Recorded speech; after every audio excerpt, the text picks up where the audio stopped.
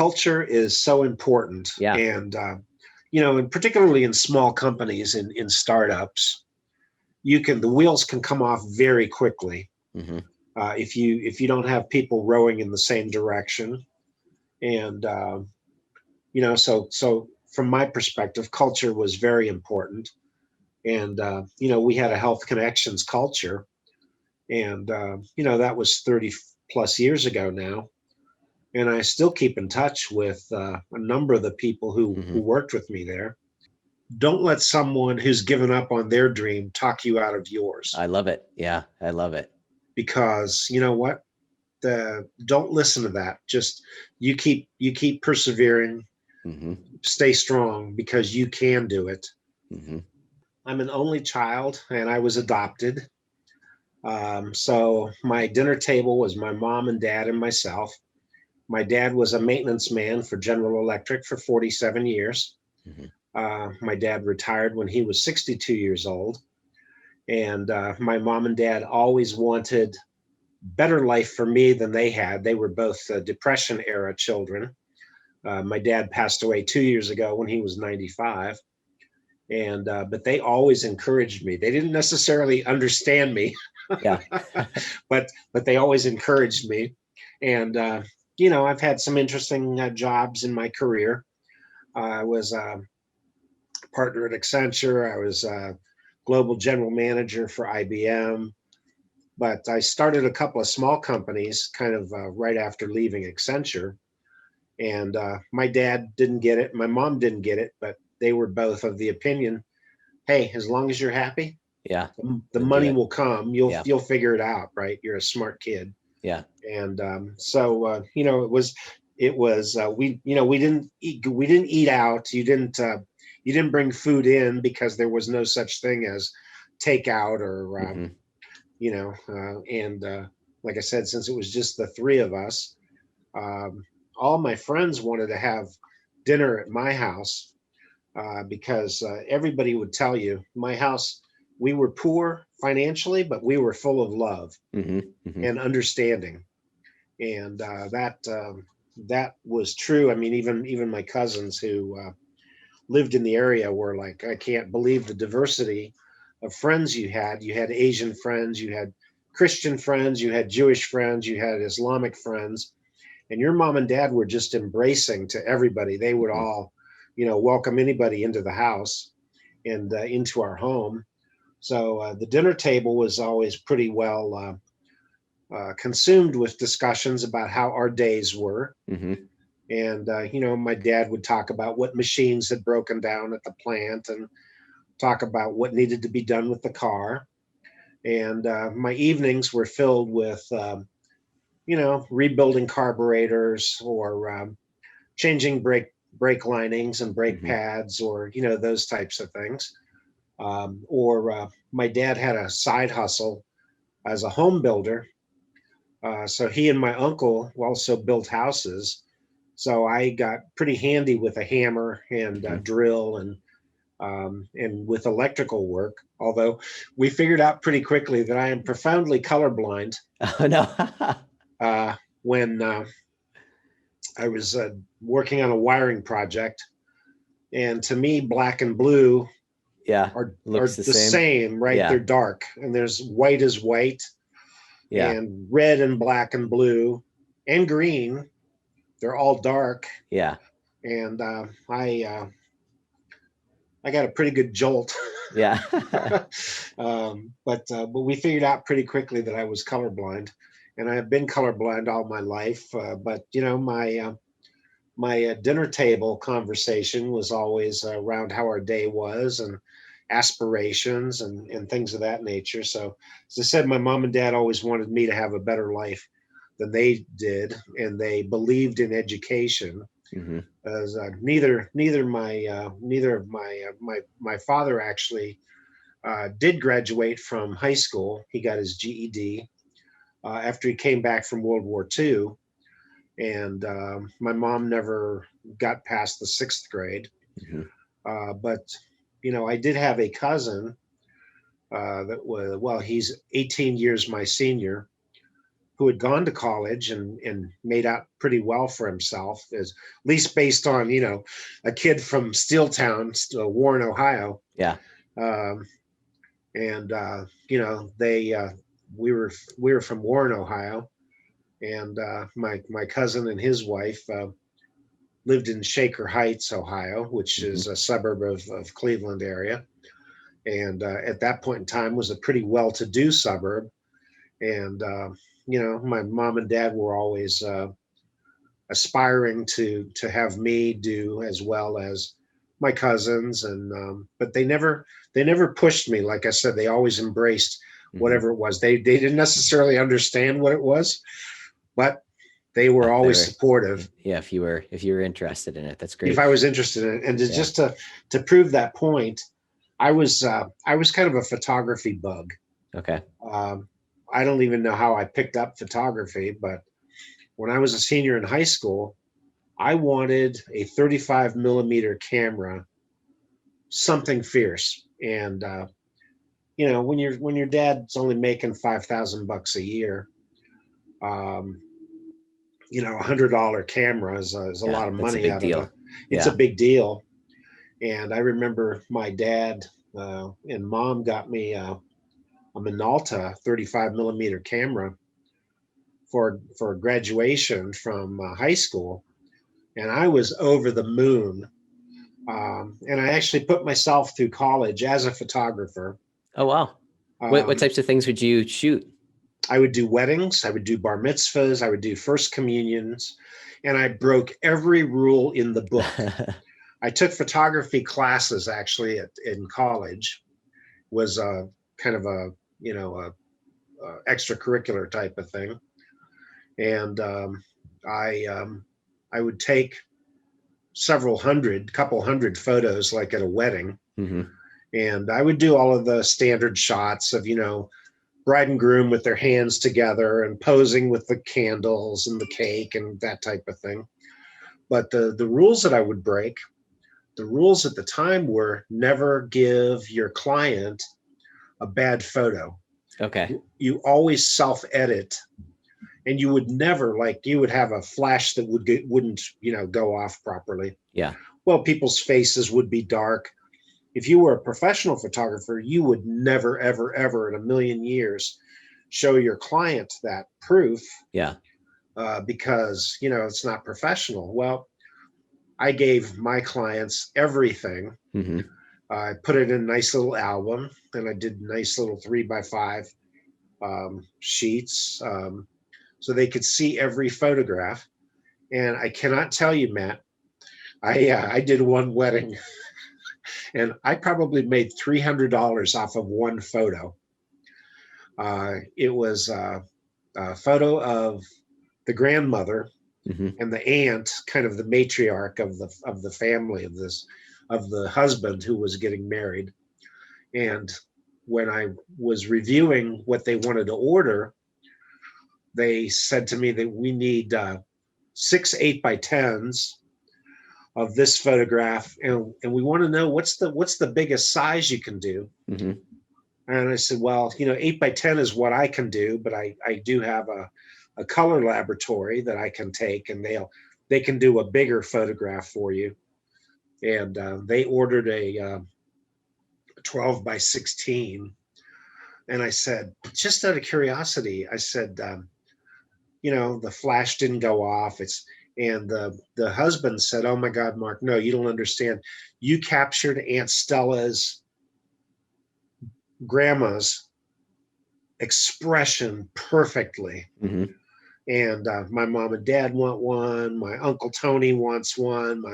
And it was crazy. So, I was breaking the rules, because as a professional photographer, I should have never even shown that photograph to them. And they would have never been able to realize how important that one was to them. And then the other thing that I did, which again was verboten. Of course, digital didn't exist. Right. These were all, so I would sell the client the proof book. I may have 300 3x5 photographs in there. Yeah. And I'd sell them that for $300. And I may have $75 tied up in actual materials and everything. Yeah.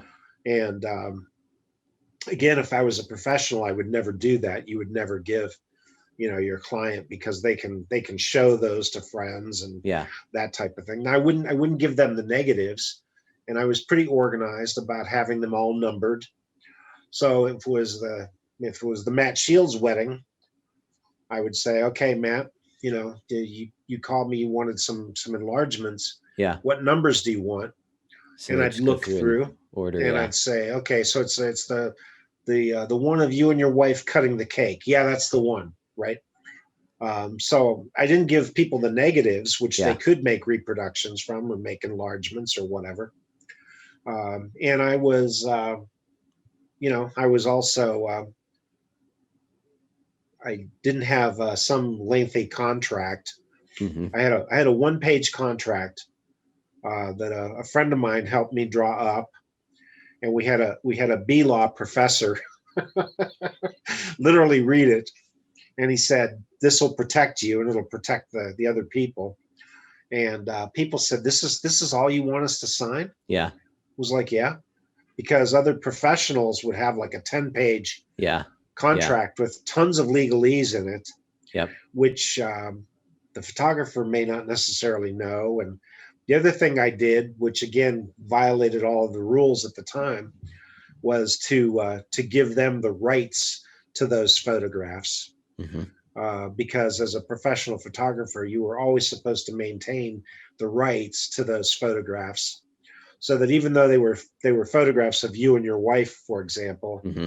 you didn't own those. You owned the print, but you didn't own the rights to do anything with those. Yeah. Yeah. So you couldn't make Christmas cards or Hanukkah cards or whatever with those Yep. without paying me a royalty. And I just thought, that's kind of flaky. I mean, that's just, it's not. I don't know. I guess I always wanted to follow the golden rule or the platinum rule of, treat people the way I would want to be treated, or Yeah. treat people the way they want to be treated, right? And that was so I put myself through school through 4 years of so I Yeah. guess That's I've great. had that entrepreneurial spirit. Yeah. So, you've had it very, very early on. What was one of the Yes. first, we'll say larger successes that you've had as far as starting a company, and what would you say that one would be? Well, the first one was a company called Health Connections. And this was back in 1990, I guess, 1990, 90 to 92. And I had an idea of how to connect physicians' offices with laboratories so that they could get laboratory information sent out to the physicians' offices. Mm-hmm. And our original concept was doing it with fax machines. Okay. So basically, I had 3 business partners. We had one guy who was a technologist, and a woman who was a healthcare geek like I am. And we had another person who was kind of another tech geek. And I guess you could say I probably have always had more guts than brains. We decided that we could have a 3-tier architecture. The internet didn't exist yet. Yeah. So there was no such thing as Netscape or Google or, browsers, right? Yeah. So we decided, well, we need the telephone company. You know what? We'll approach a telephone company, because this will drive revenue for the telephone company if we're sending stuff over the telephone lines. Yeah. Whether it's fax or whether it's data. And so we had a shopping mall concept of, we'll go into an area, and we'll approach a telephone company that supports that area, and we'll approach a hospital that has a bunch of physicians' offices associated with it, and we'll go after some of these big laboratories Mm-hmm. and see if they'd be interested. So you could say I've got more guts than brains or more balls than brains. I'm not sure which. We got we got an we got an audience with the chairman of the Ameritech Corporation in Chicago. Okay. And Ameritech at the time was a regional Bell operating company. It was the telephone company for 5 states, for Ohio, Indiana, Michigan, Wisconsin, and Illinois. Mm-hmm. And so we flew to Chicago and we met with this the chairman and CEO, a gentleman by the name of Bob Barnett. And we had done all of our numbers. We had, our business case, et cetera. And we were asking for $10 million in seed money. And we had nice schedules of how we were going to use the money, et cetera. And we had a business case outlined on how we would drive revenue with that, plus what it would do for the telephone company. And so Bob listened to us. And, here I am, an eager, let me think about this. I guess I was probably 28, eager 28 years old. I'm trying to show him, look at page 15, Bob, and look at this. And, you learn lessons. Bob Barnett looked at me and he said, Mark, if you put it in writing, you believe it. Talk to me. Yeah. Okay. So we were talking to him, and it was my female business partner and myself. And he said, okay, I need to know a couple more things. So let's meet tomorrow. And, but he said, I don't want to meet here in Chicago. We're going to meet up in Brookfield, Wisconsin. Well, I'm not familiar with the area, but Brookfield's about a 2-hour drive north of Chicago. Okay. Well, Ameritech had a big office there. And the next morning, Bob said for us to meet him at this location. Well, we're standing there, the door's locked. We're not employees of Ameritech, so we can't get in. Next thing we know, a chopper comes and it's landing on the front lawn. And the door opens and the stairs fall down, and 2 guys walk out with big leather cases. And Bob Barnett is the 3rd guy off of the plane, and he's got a Lord & Taylor paper shopping bag. Okay. And he said, okay, come on in, guys. So Gail and I go in, and he says, okay, guys, well, my good meeting yesterday. He said he starts dumping literally hundreds of pieces of paper out of this paper shopping bag onto the conference room table. And he said, now what I want to know is, how's your solution going to solve this? And I said, Bob, I'm not even clear what all this is. He said, this is paperwork associated with my 94-year-old mother. So how is your solution, what you're talking about, how is this going to help my 94-year-old mother? Uh-huh. And so Gail and I looked at each other, and I said, Bob, can you give us an hour? And he said, yeah, I'll give you an hour. So we started taking, here's an appointment card. Here's an explanation of benefits. Here's a lab result. And we took double-faced tape because there weren't Post-its yet. Yeah. We took double-faced tape and we were putting this stuff up, and we drew a flow diagram, and we drew in the kind of on the back. Here's our software solution, mm-hmm. and here's the telephone company. Here's the connections that you, Mr. Ameritech, are going to be providing. And oh, by the way, we had done our homework at the time for an insurance company to actually hand key a claim from a physician's office. It cost about $17 to have someone key that claim in. Yeah.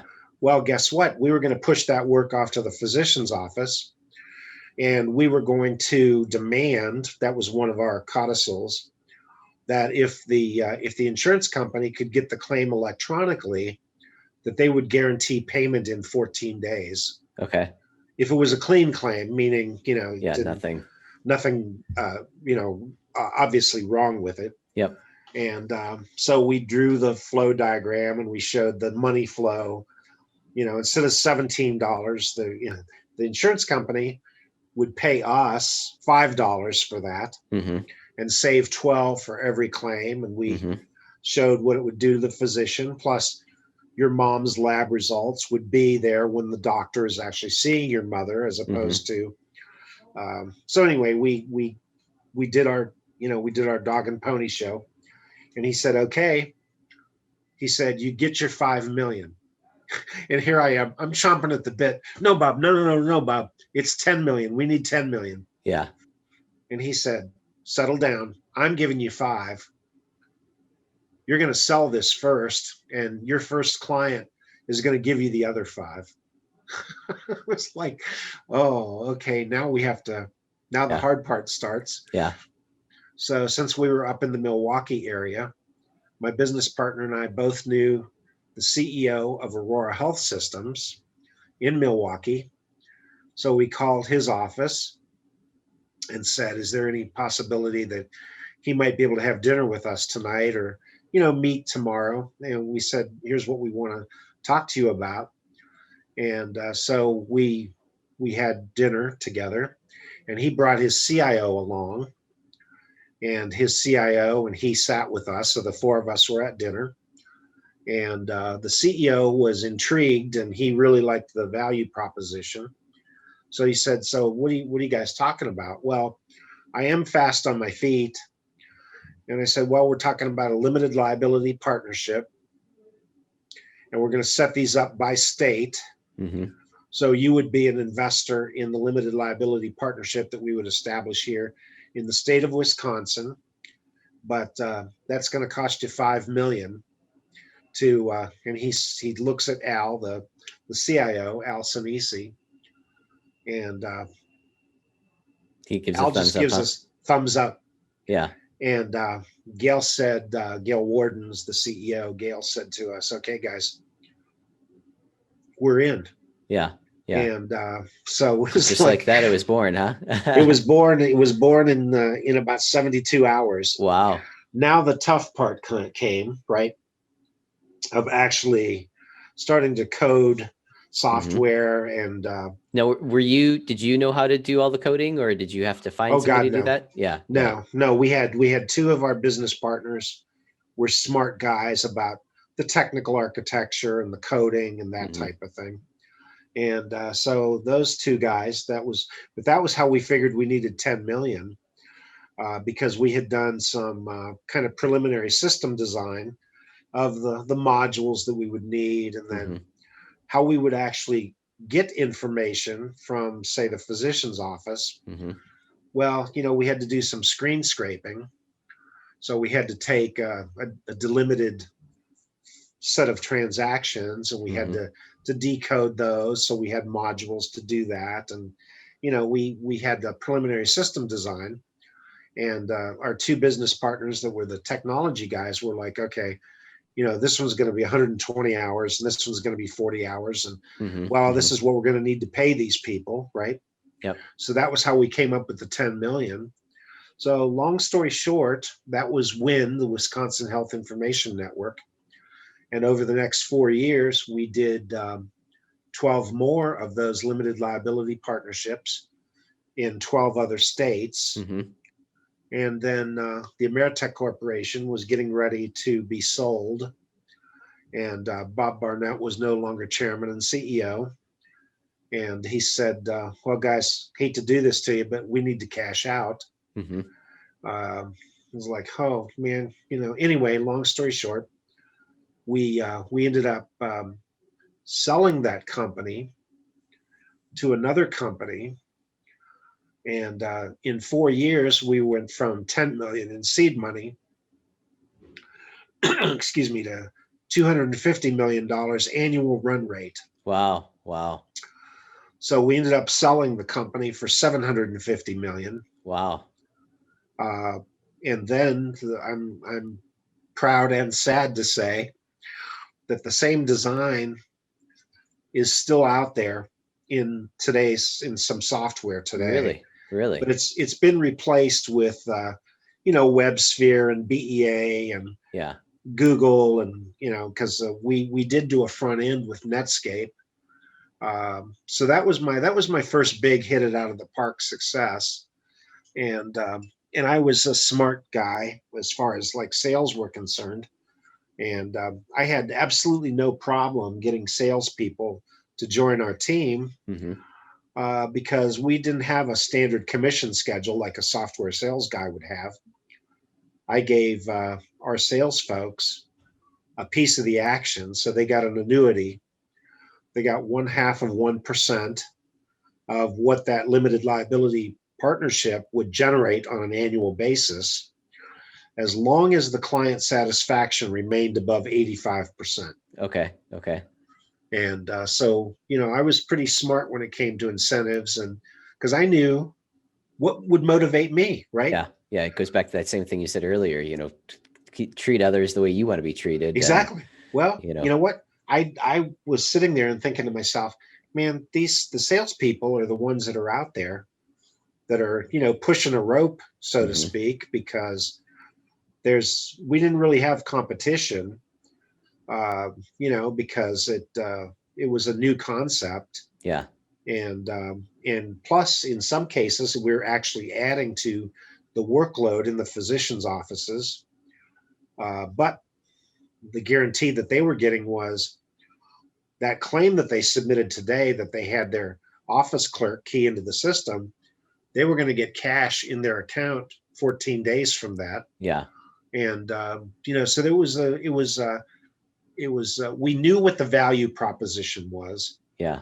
And we knew what the puts and takes were, and who had the money and who had the benefit from it.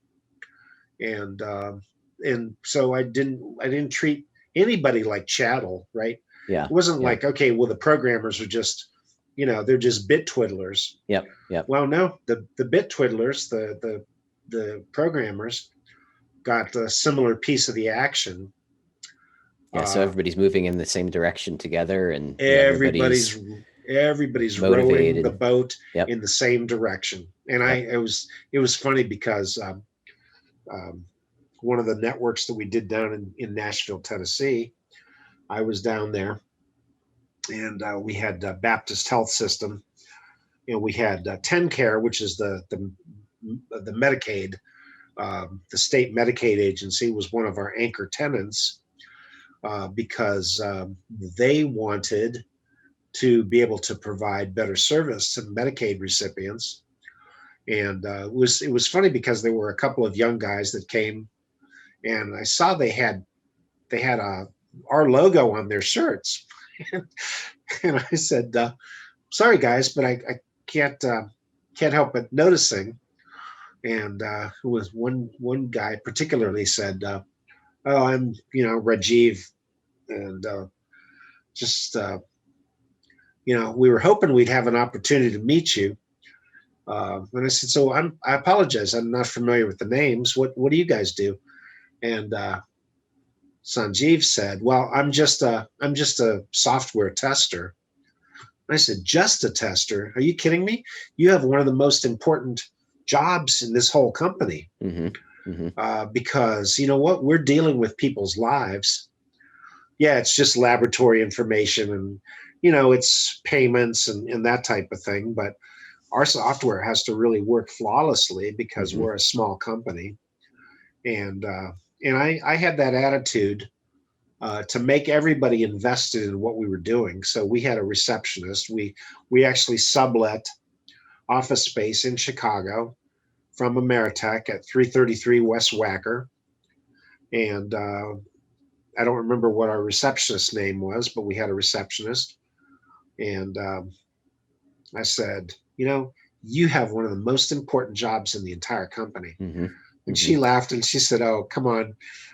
And I said, no, seriously. I said, you are the face and voice of Health Connections to people who call, or to people who come into the office for demos and that type of thing. I said, you're selling with us, because the impression that these people get from you is reflective of everybody in the organization. Yeah.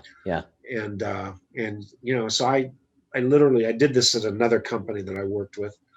I developed, I called them job families, but I had a value proposition for every type of job. So it didn't matter whether you were an EA or a receptionist or, the person who stocked the kitchen with coffee and snacks, Hmm.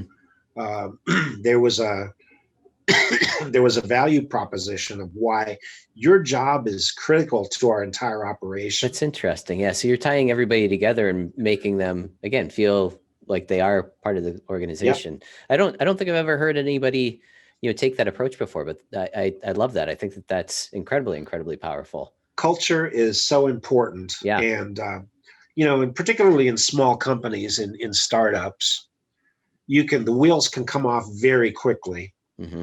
If you don't have people rowing in the same direction. And, so from my perspective, culture was very important. And, we had a health connections culture. And, that was 30 plus years ago now. And I still keep in touch with a number of the people who Hmm. worked with me there, who have, gone on to bigger and better things. And I feel very proud of one woman in particular who started her own consulting business actually, she just celebrated her 20th anniversary. Wow. And she sent me an incredibly touching, I'm gonna get choked up.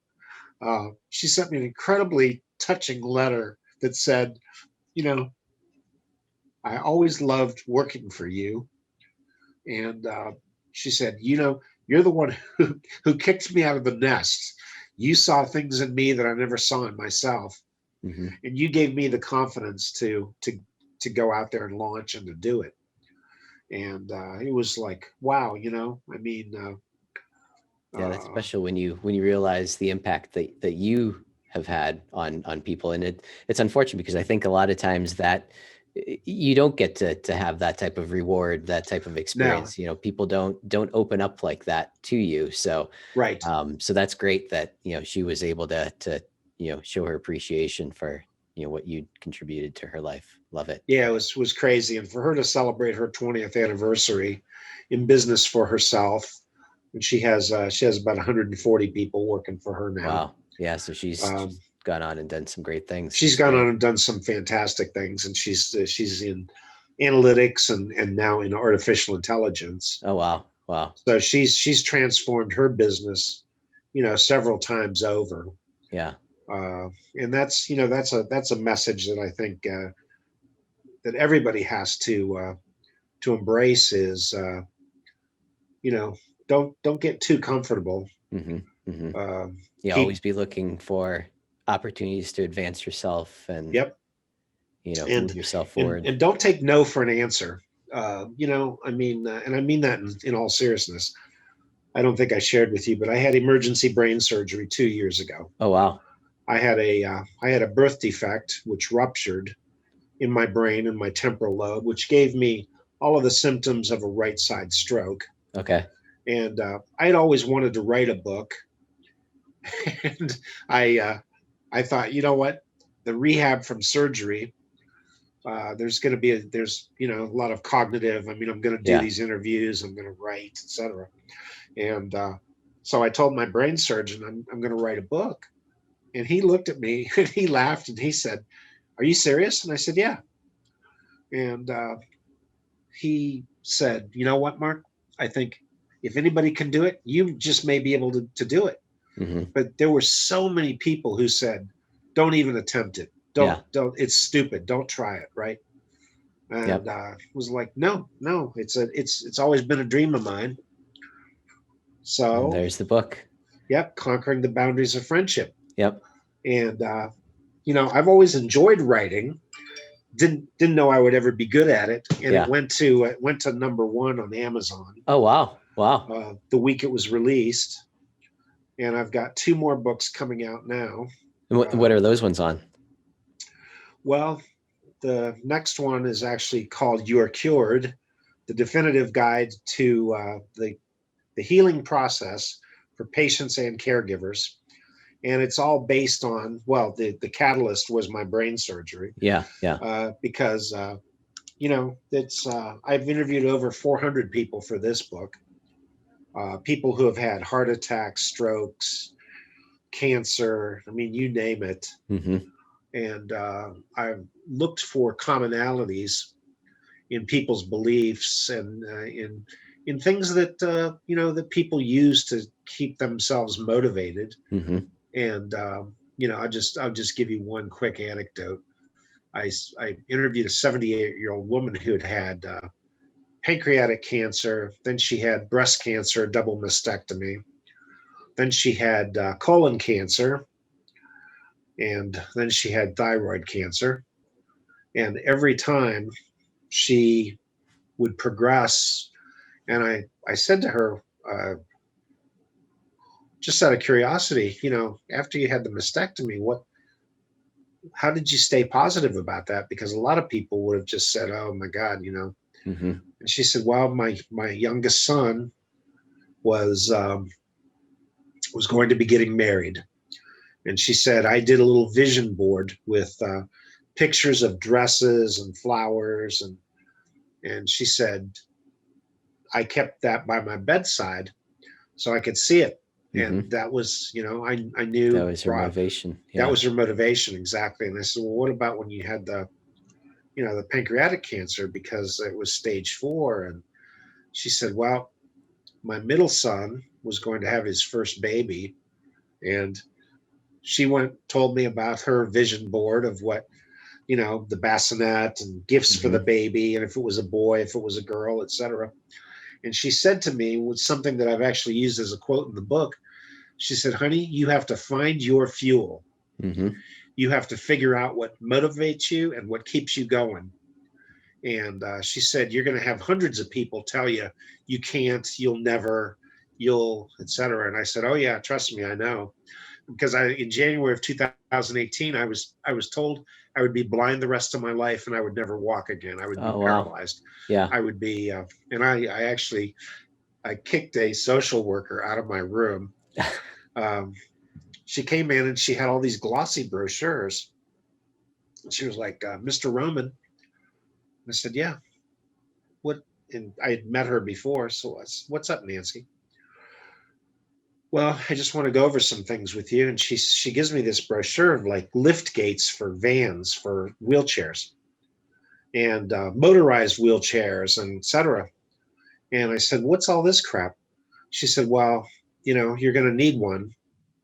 And I threw the brochure back at her and I said, "Get the fuck out of my room." Yeah. Yeah. And Yeah. she said, "Excuse me?" I said, "Get the fuck out." I said, "I don't need you. I don't need this shit." Yeah.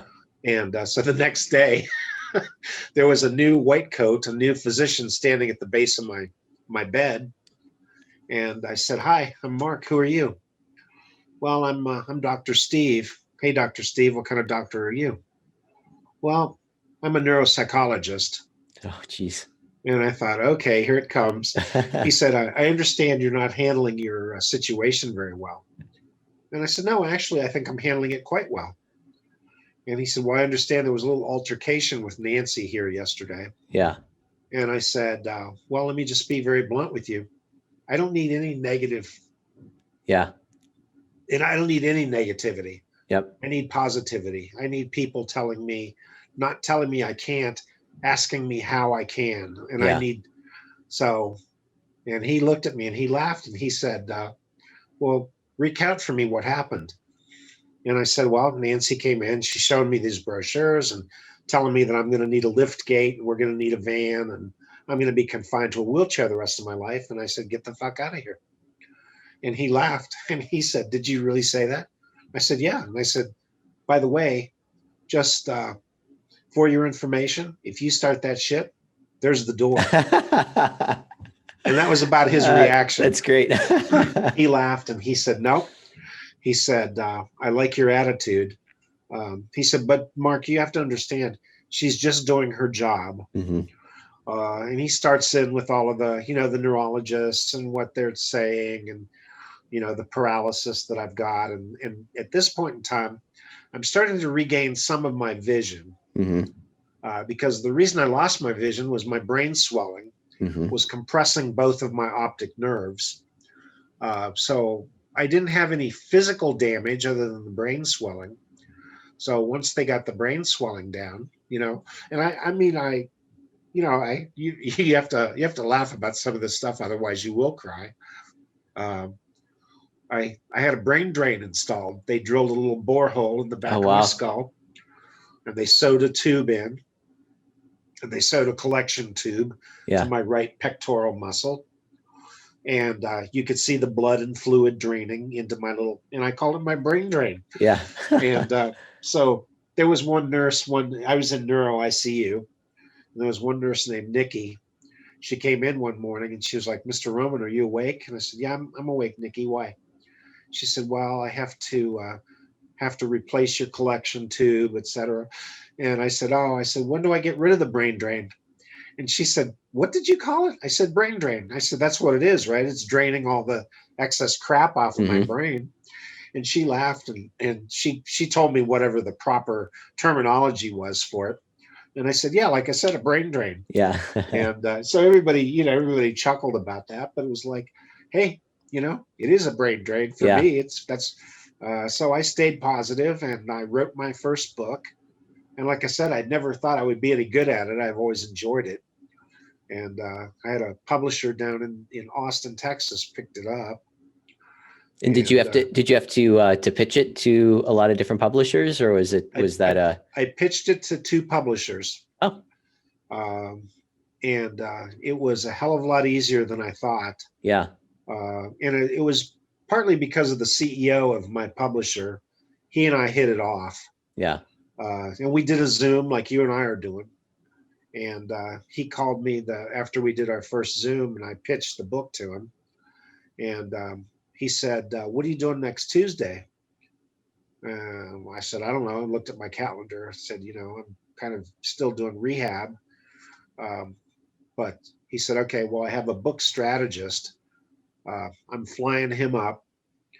He's yours for the day on Tuesday." Wow. So I met this young man named Kevin.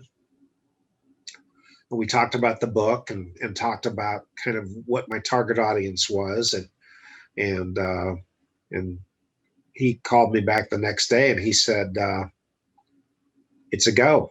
Yeah. Yeah.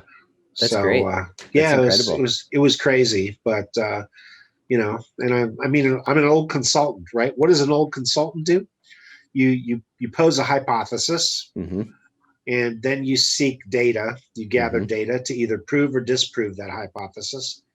Well, that's what I did with this book. I interviewed 200 men for this book, for my first book. Hmm. I've interviewed 400 for the current one that's going to be published, and then for the one on financing for entrepreneurs and founders, we've interviewed about 100 people so far. Hmm.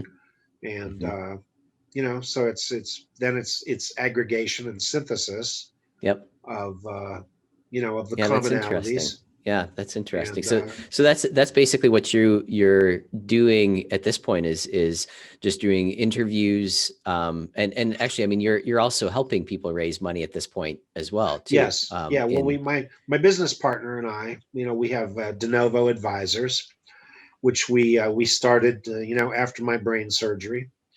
And my business partner is one of my best friends. He and I have known each other for 32 years. Yeah. He was actually, when I was a partner at Accenture, he was assigned to me.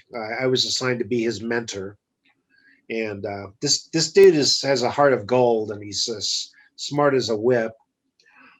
He's got 8 kids. He's got six boys and 2 girls, and a wife.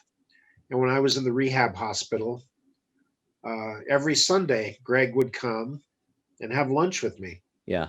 and give my wife a break. Yeah. And it was one of those things where it was like I told him a couple times, "Dude, you got 8 kids at home, you got a wife, you don't need to be spending your Sunday afternoons with me here." But he helped me get back to normal, Yeah. and he was the first one who I went out to breakfast with unescorted, because up to that point, my wife, my wife was the biggest coach in the world. Yeah. Yeah. She would do physical therapy exercises with me here at home. She would, she was my biggest cheerleader. And Greg called her one time and said, "Hey, do you think Mark's up for going out to breakfast?" And she said, "With you?" And he said, "Yeah." And she said, "Yeah, with you, but only with you." Yeah. And I told him, I said, "That's just a reflection of how much she trusts you." And this was in March of 2018. I still the plastic surgery has actually worked pretty well. You can Yeah, still, can't tell. if You can't if tell. if we were closer, you could see I have about a 3/8 of an inch divot Okay. in my head, and I did wake up once during surgery when they were cutting my skull open. Oh, wow. That little bore hole in the back, they cut up and through the skull and around the back, and then flap the skull back to get to Wow. the brain. Yeah. And I had 67 staples, and I still have 12 little plates and 24 little screws that are holding my skull together until it recalcifies. Uh, but Yeah, that's it's one of incredible. those things where I looked like something out of Mad Max. I looked Yeah. like something from a post-apocalyptic horror thriller. That's funny. Yeah, Yeah, that's a hell of a journey you've had there. yeah, Um, but you know what? That's why I say don't let anybody tell you you can't. yeah, yeah. No, I It's love your positive outlook on things too. I'm the exact same way. I don't like having any type of negativity around me. I don't want nope. anybody, who has that type of outlook or approach to situations, and it served me well. So no, so I absolutely love that. If people wanted to learn more about you or your book or anything that you're up to, what would you say is the best way to accomplish that? The best way to accomplish that is probably hitting me on through LinkedIn.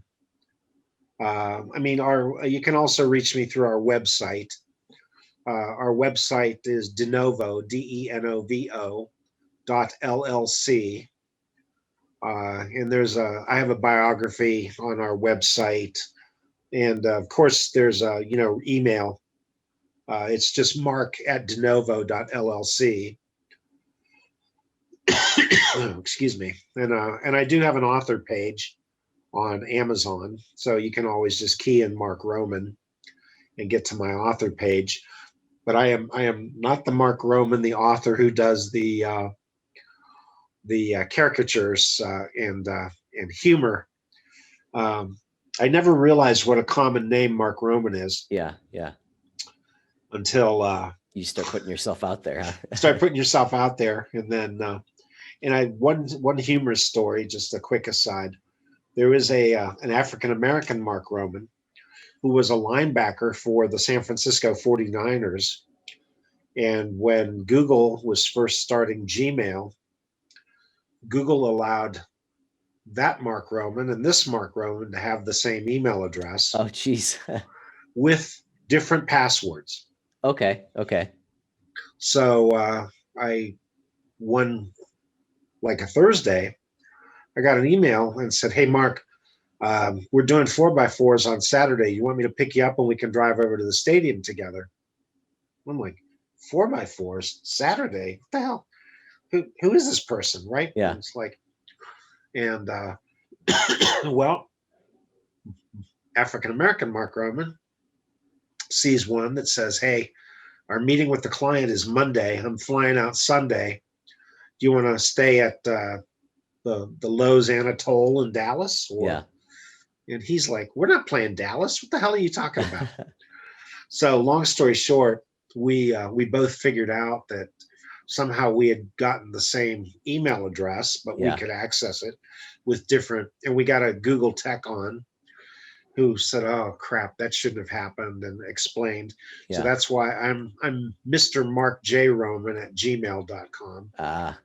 Yep. Uh, and So I have had the chance to meet the African American Mark Roman, and he's had the opportunity to meet the Caucasian Mark Yeah. Roman, and but That is funny. That is yeah. funny. Well, And then Mark, when I was setting up the Google pages and everything, or not Google pages, but Amazon pages and BarnesandNoble.com, it was kind of like, holy cow, that's Mark Roman's like, Phil Smith. yeah, yeah. That is funny. No, Mark, this has been fantastic. I certainly appreciate you sharing your story of entrepreneurialism and overcoming struggles and overcoming your nose, and sharing your advice on making other people see the positive in themselves and realize, the impact that they're making. Like I said, I've never really heard anybody take that approach before. And I really like that. I like that a lot. So, certainly appreciate that. Yeah, well, it's good talking with you, Matt. And no just means you haven't sold something hard enough. Exactly. It just means you need to sell a little harder, or you need to listen a little more, or need to sharpen your pitch. It's just no is just an opportunity to sell. Yep. Yeah, couldn't believe that's there's some type of a saying that no is the start of selling, I think, something like that. So. Yes, yeah, I've heard it too. And the other one of my other favorites, and I've done some coaching with entrepreneurs with the Veal Center for Entrepreneurship at Case Western Reserve. Mm-hmm. And I was just talking to a young man last week, and he was thinking about giving up because he's got a lot of other people that are telling him, this, you'll never make it, etc. And I told him, I said, just remember, don't let someone who's given up on their dream talk you out of yours. I love it. Yeah, I love it. Because you know what? Don't listen to that. Just you keep persevering. Mm-hmm. Stay strong, because you can do it. Mm-hmm. Yep. Yeah, couldn't agree more. So, well, Matt, it's good chatting with you. You too. I certainly appreciate it, Mark. Well.